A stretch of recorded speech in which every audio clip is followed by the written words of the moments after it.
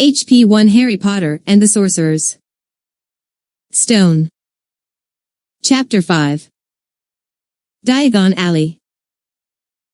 Harry woke early the next morning. Although he could tell it was daylight, he kept his eyes shut tight. It was a dream, he told himself firmly. I dreamed a giant called Hagrid came to tell me I was going to a school for wizards. When I open my eyes I'll be at home in my cupboard. There was suddenly a loud tapping noise. And there's Aunt Petunia knocking on the door, Harry thought, his heart sinking. But he still didn't open his eyes. It had been such a good dream. Tap. Tap. Tap. All right, Harry mumbled, I'm getting up. He sat up and Hagrid's heavy coat fell off him. The hut was full of sunlight, the storm was over, Hagrid himself was asleep on the collapsed sofa, and there was an owl rapping its claw on the window, a newspaper held in its beak. Harry scrambled to his feet, so happy he felt as though a large balloon was swelling inside him. He went straight to the window and jerked it open. The owl swooped in and dropped the newspaper on top of Hagrid, who didn't wake up. The owl then fluttered onto the floor and began to attack Hagrid's coat. Don't do that. Harry tried to wave the owl out of the way, but it snapped its beak fiercely at him, and carried on savaging the coat. Hagrid, said Harry loudly. There's an owl, pay him, Hagrid grunted into the sofa. What? He wants pay and fair deliverin' the paper. Look in the pockets. Hagrid's coat seemed to be made of nothing but pockets, bunches of keys, slug pellets, balls of string, peppermint humbugs, tea bags. Finally, Harry pulled out a handful of strange-looking coins. Give him 5 nuts, said Hagrid sleepily. Nuts? The little bronze ones. Harry counted out 5 little bronze coins, and the owl held out his legs so Harry could put the money into a small leather pouch tied to it. Then he flew off through the open window. Hagrid yawned loudly, sat up, and stretched. Best be off, Harry, lots to do today, gotta get up to London and buy all your stuff for school. Harry was turning over the wizard coins and looking at them. He had just thought of something that made him feel as though the happy balloon inside him had got a puncture. Hagrid? Said Hagrid, who was pulling on his huge boots.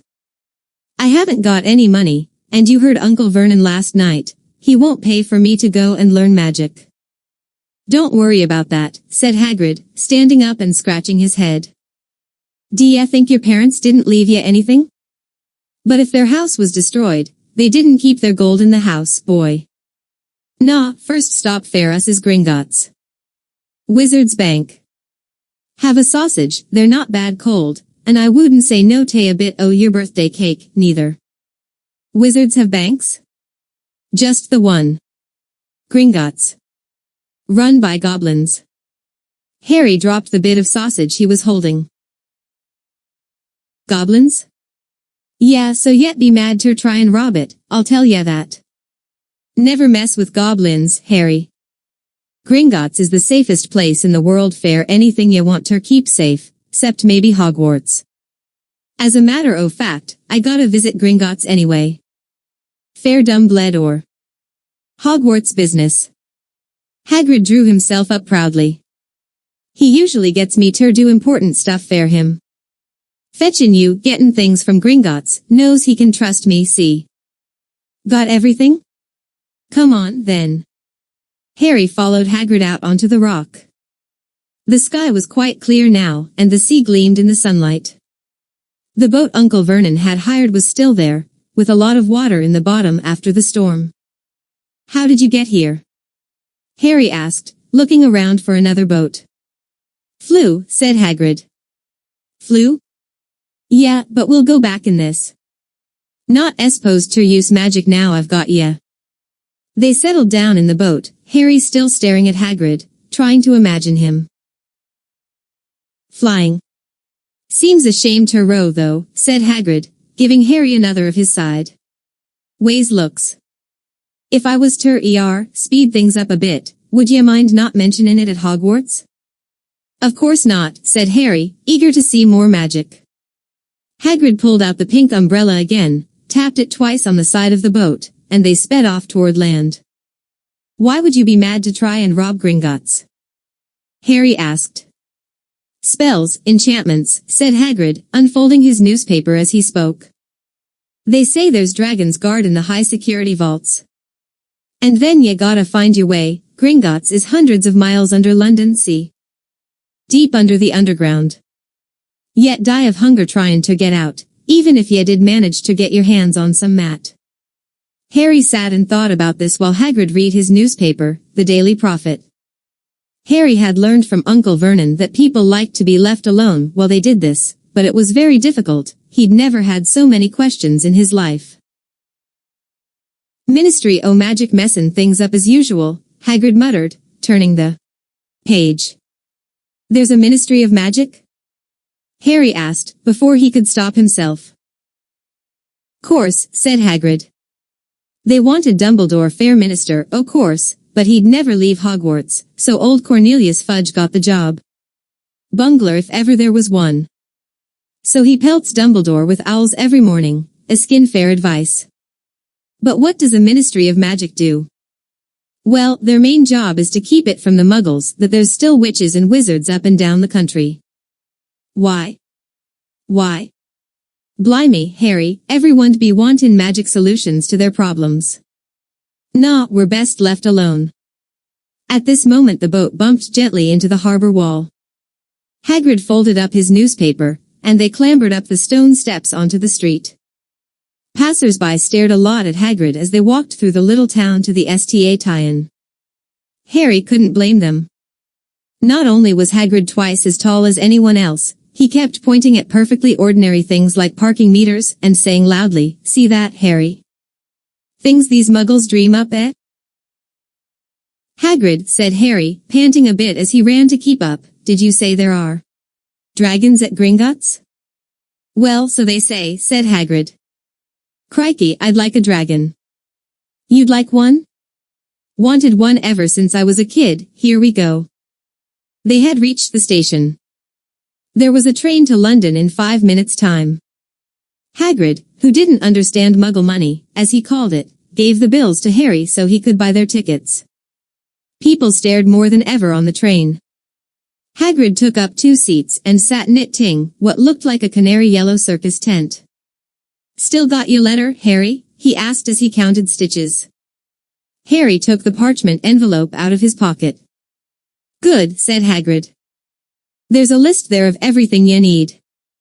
Harry unfolded a second piece of paper he hadn't noticed the night before and read. Hogwarts School of Witchcraft and Wizardry uniform first-year students will require 1. 3 sets of plain work robes, black 2. 1 plain pointed hat, black, for day wear 3. 1 pair of protective gloves, dragon hide or similar, 4. 1 winter cloak, black, silver fastenings. Please note that all pupils' clothes should carry name tags. Course books. All students should have a copy of each of the following. The Standard Book of Spells, Grade 1. By Miranda Goshawk. A History of Magic by Bathilda Bagshot. Magical Theory by Adalbert Waffling. A Beginner's Guide to Transfiguration by Emmerich Switch. 1000 Magical Herbs and Fungi by Phillida Spore. Magical Drafts and Potions by Arsenius Jigger. Fantastic Beasts and Where to Find Them by Newt Scamander. The Dark Forces. A Guide to Self-Protection by Quentin Trimble. Other equipment. 1 wand, 1 cauldron, pewter, standard size 2, 1 set of glass or crystal files, 1 telescope set, 1 brass scales. Students may also bring an owl or a cat or a toad. Parents are reminded that first years are not allowed their own broomsticks. Can we buy all this in London? Harry wondered aloud. If you know where to go, said Hagrid. Harry had never been to London before. Although Hagrid seemed to know where he was going, he was obviously not used to getting there in an ordinary way. He got stuck in the ticket barrier on the underground, and complained loudly that the seats were too small, and the trains too slow. "I don't know how the Muggles manage without magic," he said as they climbed a broken-down escalator that led up to a bustling road lined with shops. Hagrid was so huge that he parted the crowd easily. All Harry had to do was keep close behind him. They passed bookshops and music stores, hamburger restaurants and cinemas, but nowhere that looked as if it could sell you a magic wand. This was just an ordinary street full of ordinary people. Could there really be piles of wizard gold buried miles beneath them?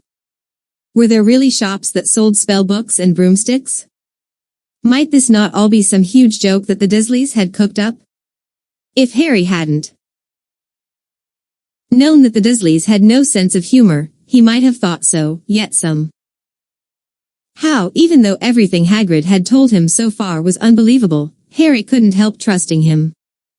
"This is it," said Hagrid, coming to a halt, "the Leaky Cauldron.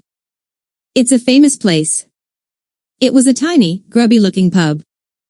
If Hagrid hadn't pointed it out, Harry wouldn't have noticed it was there. The people hurrying by didn't glance at it. Their eyes slid from the big bookshop on one side to the record shop on the other, as if they couldn't see the Leaky Cauldron at all. In fact, Harry had the most peculiar feeling that only he and Hagrid could see it. Before he could mention this, Hagrid had steered him inside. For a famous place, it was very dark and shabby. A few old women were sitting in a corner, drinking tiny glasses of sherry. One of them was smoking a long pipe. A little man in a top hat was talking to the old bartender, who was quite bald, and looked like a toothless walnut. The low buzz of chatter stopped when they walked in. Everyone seemed to know Hagrid. They waved and smiled at him, and the bartender reached for a glass, saying, "The usual, Hagrid?" "Can't, Tom, I'm on Hogwarts business," said Hagrid, clapping his great hand on Harry's shoulder, and making Harry's knees buckle. "Good Lord," said the bartender, peering at Harry, can this be?" The Leaky Cauldron had suddenly gone completely still and silent. "Bless my soul," whispered the old bartender, "Harry Potter, what an honor." He hurried out from behind the bar, rushed toward Harry, and seized his hand, tears in his eyes. "Welcome back, Mr. Potter, welcome back." Harry didn't know what to say. Everyone was looking at him. The old woman with the pipe was puffing on it without realizing it had gone out. Hagrid was beaming. Then there was a great scraping of chairs, and the next moment, Harry found himself shaking hands with everyone in the Leaky Cauldron. "Doris Crockford, Mr. Potter, can't believe I'm meeting you at last. So proud, Mr. Potter, I'm just so proud. Always wanted to shake your hand, I'm all of a flutter." "Delighted, Mr. Potter, just can't tell you, Diggle's the name, Daedalus Diggle." "I've seen you before," said Harry, as Daedalus Diggle's top hat fell off in his excitement. "You bowed to me once in a shop." "He remembers," cried Daedalus Diggle, looking around at everyone. "Did you hear that? He remembers me." Harry shook hands again and again. Doris Crockford kept coming back for more. A pale young man made his way forward, very nervously. One of his eyes was twitching. "Professor Quirrell," said Hagrid.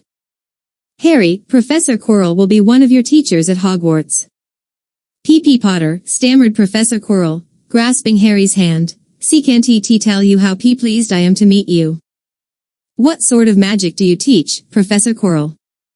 "Defense against the dark arts," muttered Professor Quirrell, as though he'd rather not think about it. "And not that you need it, P.P. Potter?" He laughed nervously. "You'll be getting all your equipment, I suppose?"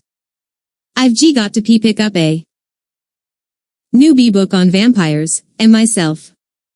He looked terrified at the very thought. But the others wouldn't let Professor Quirrell keep Harry to himself. It took almost 10 minutes to get away from them all. At last, Hagrid managed to make himself heard over the babble. "Must get on, lots to buy." "Come on, Harry." Doris Crockford shook Harry's hand one last time, and Hagrid led them through the bar, and out into a small, walled courtyard, where there was nothing but a trash can, and a few weeds. Hagrid grinned at Harry. "Told ya, didn't I? Told ya you was famous." Even Professor Quirrell was tremblin' to meet ya, mind you, he's usually tremblin'. Is he always that nervous? "Oh yeah. Poor bloke. Brilliant mind. He was fine while he was studying out of books, but then he took a year off to get some first-hand experience. They say he met vampires in the Black Forest, and there was a nasty bit o' trouble with a hag. Never been the same since. Scared of the students, scared of his own subject, now wears me umbrella? Vampires? Hags? Harry's head was swimming. Hagrid, meanwhile, was counting bricks in the wall above the trash can. 3 up, 2 across, he muttered. Right, stand back, Harry. He tapped the wall 3 times with the point of his umbrella. The brick he had touched quivered, it wriggled, in the middle, a small hole appeared. It grew wider and wider. A second later they were facing an archway large enough even for Hagrid, an archway onto a cobbled street that twisted and turned out of sight. Welcome, said Hagrid, to Diagon Alley. He grinned at Harry's amazement. They stepped through the archway. Harry looked quickly over his shoulder, and saw the archway shrink instantly back into solid wall. The sun shone brightly on a stack of cauldrons outside the nearest shop. Cauldrons, all sizes, copper, brass, pewter, silver, self-stirring, collapsible, said a sign hanging over them. Yeah, you'll be needin' one, said Hagrid, but we gotta get your money first. Harry wished he had about 8 more eyes. He turned his head in every direction as they walked up the street, trying to look at everything at once, the shops, the things outside them, the people doing their shopping. A plump woman outside an apothecary was shaking her head as they passed, saying, Dragon liver, 17 sick less an ounce, they're mad. A low, soft hooting came from a dark shop with a sign saying Elops al Emporium, tawny, screech, barn, brown, and snowy. Several boys of about Harry's age had their noses pressed against a window with broomsticks in it. Look, Harry heard one of them say, the new Nimbus 2000, fastest ever. There were shops selling robes, shops selling telescopes and strange silver instruments Harry had never seen before, windows stacked with barrels of bat spleens and eel's eyes, tottering piles of spell books, quills, and rolls of parchment, potion bottles, globes of the moon. Gringotts, said Hagrid. They had reached a snowy white building that towered over the other little shops. Standing beside its burnished bronze doors, wearing a uniform of scarlet and gold, was Yeah, that's a goblin, said Hagrid quietly as they walked up the white stone steps toward him. The goblin was about a head shorter than Harry. He had a swarthy, clever face, a pointed beard and, Harry noticed, very long fingers and feet. He bowed as they walked inside. Now they were facing a second pair of doors, silver this time, with words engraved upon them, Enter, stranger, but take heed of what awaits the sin of greed, for those who take, but do not earn, must pay most dearly in their turn. So if you seek beneath our floors a treasure that was never yours, thief, you have been warned, beware of finding more than treasure there. Like I said, yet be mad to try and rob it, said Hagrid. A pair of goblins bowed them through the silver doors, and they were in a vast marble hall. About 100 more goblins were sitting on high stools behind a long counter, scribbling in large ledgers, weighing coins in brass scales, examining precious stones through eyeglasses. There were too many doors to count leading off the hall, and yet more goblins were showing people in and out of these. Hagrid and Harry made for the counter. Morning, said Hagrid to a free goblin. We've come to take some money out of Mr. Harry Potter's safe. You have his key, sir? Got it here somewhere, said Hagrid, and he started emptying his pockets onto the counter, scattering a handful of moldy dog biscuits over the goblin's book of number bears. The goblin wrinkled his nose. Harry watched the goblin on their right weighing a pile of rubies as big as glowing coals. Got it, said Hagrid at last, holding up a tiny golden key. The goblin looked at it closely. That seems to be in order. And I've also got a letter here from Professor Dumbledore, said Hagrid impertinently, throwing out his chest. It's about the you-know-what in Vault 713. The goblin read the letter carefully. Very well, he said, handing it back to Hagrid, I will have someone take you down to both vaults. Griphook. Griphook was yet another goblin. Once Hagrid had crammed all the dog biscuits back inside his pockets, he and Harry followed Griphook toward one of the doors lead off the hall. What's the you-know-what in Vault 713? Harry asked. Can't tell ya that, said Hagrid mysteriously. Very secret. Hogwarts business. Dumbledore's trusted me. More'n my job's worth ter tell ya that. Griphook held the door open for them. Harry, who had expected more marble, was surprised. They were in a narrow stone passageway lit with flaming torches. It sloped steeply downward, and there were little railway tracks on the floor. Griphook whistled and a small cart came hurtling up the tracks toward them. They climbed in, Hagrid with some difficulty, and were off. At first they just hurtled through a maze of twisting passages. Harry tried to remember, left, right, left, middle fork, right, left, but it was impossible. The rattling cart seemed to know its own way, because Griphook wasn't steering. Harry's eyes stung as the cold air rushed past them, but he kept them wide open. Once, he thought he saw a burst of fire at the end of a passage and twisted around to see if it was a dragon, but too late, they plunged even deeper, passing an underground lake where huge stalactites and stalagmites grew from the ceiling and floor. I never know, Harry called to Hagrid over the noise of the cart, what's the difference between a stalagmite and a stalactite? Stalagmite's got an M in it, said Hagrid. And Dawn asked me questions just now, I think I'm gonna be sick. He did look very green, and when the cart stopped at last beside a small door in the passage wall, Hagrid got out, and had to lean against the wall to stop his knees from trembling. Griphook unlocked the door. A lot of green smoke came billowing out, and as it cleared, Harry gasped. Inside were mounds of gold coins. Columns of silver. Heaps of little bronze nuts. All yours, smiled Hagrid. All Harry's, it was incredible. The Dursleys couldn't have known about this, or they'd have had it from him faster than blinking. How often had they complained how much Harry cost them to keep? And all the time there had been a small fortune belonging to him, buried deep under London. Hagrid helped Harry pile some of it into a bag. The gold ones are galleons, he explained. 17 silver sickles to a galleon and 29 nuts to a sickle, it's easy enough. Right, that should be enough there a couple o' terms, we'll keep the rest safe for ya. He turned to Griphook. Vault 713 now, please, and can we go more slowly? One speed only, said Griphook. They were going even deeper now and gathering speed. The air became colder and colder as they hurtled round tight corners. They went rattling over an underground ravine, and Harry leaned over the side to try to see what was down at the dark bottom, but Hagrid groaned and pulled him back by the scruff of his neck. Vault 713 had no keyhole. Stand back, said Griphook importantly. He stroked the door gently with one of his long fingers, and it simply melted away. If anyone but a Gringotts goblin tried that, they'd be sucked through the door and trapped in there, said Griphook. How often do you check to see if anyone's inside? Harry asked. About once every 10 years, said Griphook with a rather nasty grin. Something really extraordinary had to be inside this top security vault, Harry was sure, and he leaned forward eagerly, expecting to see fabulous jewels at the very least. But at first he thought it was empty.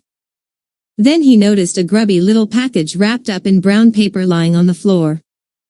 Hagrid picked it up and tucked it deep inside his coat. Harry longed to know what it was, but knew better than to ask. Come on, back in this infernal cart, and don't talk to me on the way back. It's best if I keep me mouth shut, said Hagrid. One wild cart ride later they stood blinking in the sunlight outside Gringotts. Harry didn't know where to run first now that he had a bag full of money. He didn't have to know how many galleons there were to a pound to know that he was holding more mon-ey than he'd had in his whole life, more money than even Dudley had ever had. Might as well get your uniform, said Hagrid, nodding toward Madame Malkin's robes for all occasions. Listen, Harry, would ye mind if I slipped off fair a pick-me-up in the leaky cauldron? I hate them Gringotts carts. He did still look a bit sick, so Harry entered Madame Malkin's shop alone, feeling nervous. Madame Malkin was a squat, smiling witch dressed all in mauve. Hogwarts, dear, she said, when Harry started to speak. Got the lot here, an other young man being fitted up just now, in fact. In the back of the shop, a boy with a pale, pointed face was standing on a foot stool while a second witch pinned up his long black robes. Madame Malkin stood Harry. On a stool next to him slipped a long robe over his head, and began to pin it to the right length. Hello, said the boy. Hogwarts too? Yes, said Harry. My father's next door buying my books and mother's up the street looking at wands, said the boy. He had a bored, drawling voice. Then I'm going to drag them off to took at racing brooms. I don't see why first years can't have their own. I think I'll bull ly father into getting me one, and I'll smuggle it in somehow. Harry was strongly reminded of Dudley. Have you got your own broom? The boy went on. No, said Harry. Play Quidditch at all? No, Harry said again, wondering what on earth Quidditch could be. I do. Father says it's a crime if I'm not picked to play for my house, and I must say, I agree. Know what house you'll be in yet? No, said Harry, feeling more stupid by the minute. Well, no one really knows until they get there, do they? But I know I'll be in Slytherin, all our family have been. Imagine being in Hufflepuff. I think I'd leave, wouldn't you? Said Harry, wishing he could say something a bit more interesting. I say, look at that man, said the boy suddenly, nodding toward the front window. Hagrid was standing there, grinning at Harry and pointing at two large ice creams to show he couldn't come in. That's Hagrid, said Harry, pleased to know something the boy didn't. He works at Hogwarts. Oh, said the boy, I've heard of him. He's a sort of servant, isn't he? He's the gamekeeper, said Harry. He was liking the boy less and less every sec ond. Yes, exactly. I heard he's a sort of savage, lives in a hut on the school grounds, and every now and then he gets drunk, tries to do magic, and ends up setting fire to his bed. I think he's brilliant, said Harry coldly. Do you? Said the boy, with a slight sneer. Why is he with you? Where are your parents? They're dead, said Harry shortly. He didn't feel much like going into the matter with this boy. Oh, sorry, said the other, not sounding sorry at all. But they were our kind, weren't they? They were a witch and wizard, if that's what you mean. I really don't think they should let the other sort in, do you? They're just not the same, they've never been brought up to know our ways. Some of them have never even heard of Hogwarts until they get the letter, imagine. I think they should keep it in the old wizarding families. What's your surname, anyway? But before Harry could answer, Madame Malkin said, That's you done, my dear, and Harry, not sorry for an excuse to stop talking to the boy, hopped down from the footstool. Well, I'll see you at Hogwarts, I suppose, said the drawling boy. Harry was rather quiet as he ate the ice cream Hagrid had bought him, chocolate and raspberry with chopped nuts. What's up? Said Hagrid. Nothing, Harry lied. They stopped to buy parchment and quills. Harry cheered up a bit when he found a bottle of ink that changed color as you wrote. When they had left the shop he said, Hagrid, what's Quidditch? Blimey, Harry, I keep forgettin' how little you know, not knowin' about Quidditch. Don't make me feel worse, said Harry. He told Hagrid about the pale boy in Madame Malkin's. And he said people from Muggle families shouldn't even be allowed in. You're not from a Muggle family. If he'd known who ye were, he's grown up knowin' your name if his parents are wizardin' folk. You saw what everyone in the leaky cauldron was like when they saw ye. Anyway, what does he know about it? Some of the best I ever saw were the only ones with magic in a long line o' muggles. Look at your mum. Look what she had fair a sister. So what is Quidditch? It's our sport. Wizard sport. It's like soccer in the Muggle world.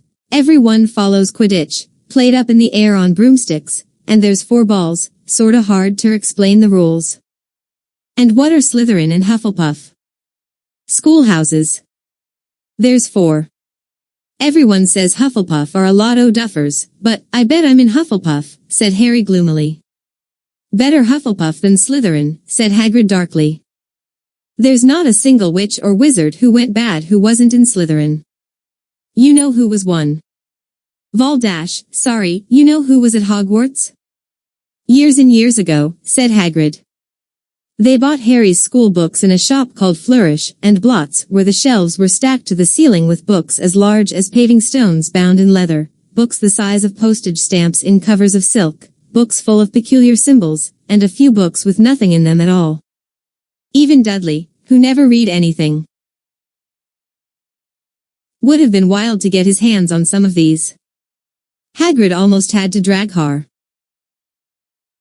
away from curses and counter-curses, bewitch your friends, and befuddle your enemies with the latest revenges, hair loss, jelly legs, tongue-tying and much, much more, by Professor Vindictus Viridian. I was trying to find out how to curse Dudley. I'm not saying that's not a good idea, but you're not to use magic in the Muggle world except in very special circumstances, said Hagrid. And anyway, ye couldn't work any of them curses yet, ye'll need a lot more study before ye get to that level. Hagrid wouldn't let Harry buy a solid gold cauldron, either. It says pewter on your list, but they got a nice set of scales for weighing potion ingredients, and a collapsibly brass telescope. Then they visited the apothecary, which was fascinating enough to make up for its horrible smell, a mixture of bad eggs and rotted cabbages. Barrels of slimy stuff stood on the floor, jars of herbs, dried roots, and bright powders lined the walls, bundles of feathers, strings of fangs, and snarled claws hung from the ceiling. While Hagrid asked the man behind the counter for a supply of some basic potion ingredients for Harry himself examined silver unicorn horns at 21 galleons each and minuscule, glittery black beetle eyes, 5 nuts a scoop. Outside the apothecary, Hagrid checked Harry's list again. Just your wand left, yeah, and I still haven't got ya a birthday present. Harry felt himself go red. You don't have to, I know I don't have to. Tell ya what, I'll get your animal. Not a toad, toads went out of fashion years ago, yet be laughed at, and I don't like cats, they make me sneeze. I'll get you an owl. All the kids want owls, they're dead useful, carry your mail and everything. 20 minutes later, they left Elop's Owl Emporium, which had been dark and full of rustling and flickering, jewel-bright eyes. Harry now carried a large cage that held a beautiful snowy owl, fast asleep with her head under her wing. He couldn't stop stammering his thanks, sounding just like Professor Quirrell. Don't mention it, said Hagrid gruffly. Don't expect you've had a lot of presents from them Dursleys.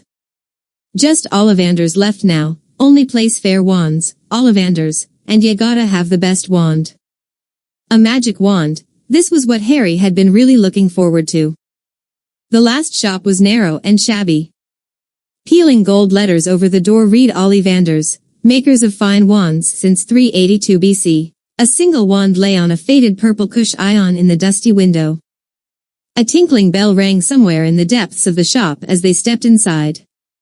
It was a tiny place, empty except for a single, spindly chair that Hagrid sat on to wait.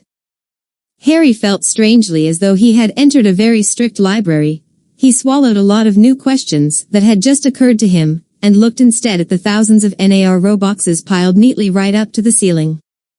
For some reason, the back of his neck prickled. The very dust and silence in here seemed to tingle with some secret magic. Good afternoon, said a soft voice. Harry jumped.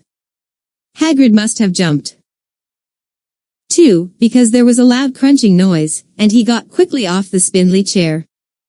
An old man was standing before them, his wide, pale eyes shining like moons through the gloom of the shop. Hello, said Harry awkwardly.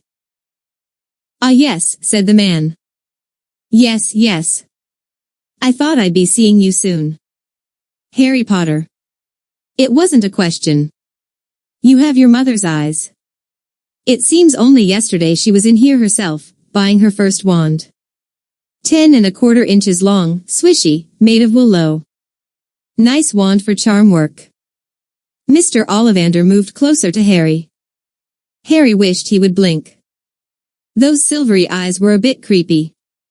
Your father, on the other hand, favored a mahogany wand. 11 inches. Pliable. A little more power and excellent for transfiguration. Well, I say your father favored it. It's really the wand that chooses the wizard, of course. Mr. Ollivander had come so close that he and Harry were almost nose to nose. Harry could see himself reflected in those misty eyes. And that's where Mr. Ollivander touched the lightning scar on Harry's forehead with a long, white finger. I'm sorry to say I sold the wand that did it, he said softly. 13½ inches. You. Powerful wand, very powerful, and in the wrong hands. Well, if I'd known what that wand was going out into the world to do. He shook his head and then, to Harry's relief, spotted Hagrid.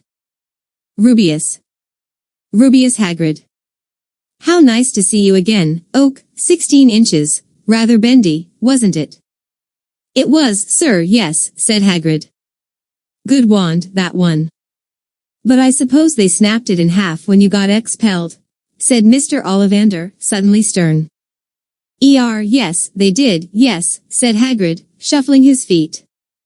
I've still got the pieces, though, he added brightly. But you don't use them, said Mr. Ollivander sharply. Oh no, sir, said Hagrid quickly. Harry noticed he gripped his pink umbrella very tightly as he spoke. Said Mr. Ollivander, giving Hagrid a piercing look. Well now, Mr. Potter. Let me see. He pulled a long tape measure with silver markings out of his pocket. Which is your wand arm? Well, I'm right-handed, said Harry. Hold out your arm. That's it. He measured Harry from shoulder to finger, then wrist to elbow, shoulder to floor, knee to armpit, and round his head. As he measured, he said, every Ollivander wand has a core of a powerful magical substance, Mr. Potter. We use unicorn hairs, phoenix tail feathers, and the heartstrings of dragons. No two Ollivander wands are the same, just as no two unicorns, dragons, or phoenixes are quite the same. And of course, you will never get such good results with another wizard's wand.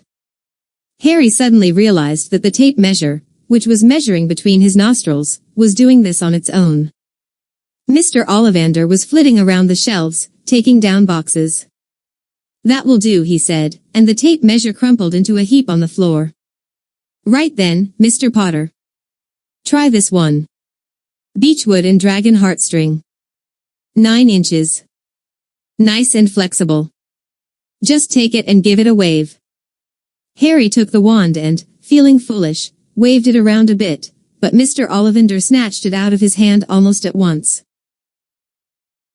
Maple and phoenix feather. 7 inches. Quite whippy. Try. Harry tried, but he had hardly raised the wand when it, too, was snatched back by Mr. Ollivander. No, here, ebony and unicorn hair, 8½ inches, springy. Go on, try it out. Harry tried. And tried. He had no idea what Mr. Ollivander was waiting for. The pile of tried wands was mounting higher and higher on the spindly chair, but the more wands Mr. Ollivander pulled from the shelves, the happier he seemed to become. Tricky customer, eh? Not to worry, we'll find the perfect match here somewhere. I wonder, now, yes, why not? Unusual combination, holly and phoenix feather, 11 inches, nice and supple. Harry took the wand. He felt a sudden warmth in his fingers. He raised the wand above his head, brought it swishing down through the dusty air, and a stream of red and gold sparks shot from the end like a firework, throwing dancing spots of light onto the walls. Hagrid hooped and clapped and Mr. Ollivander cried. Oh,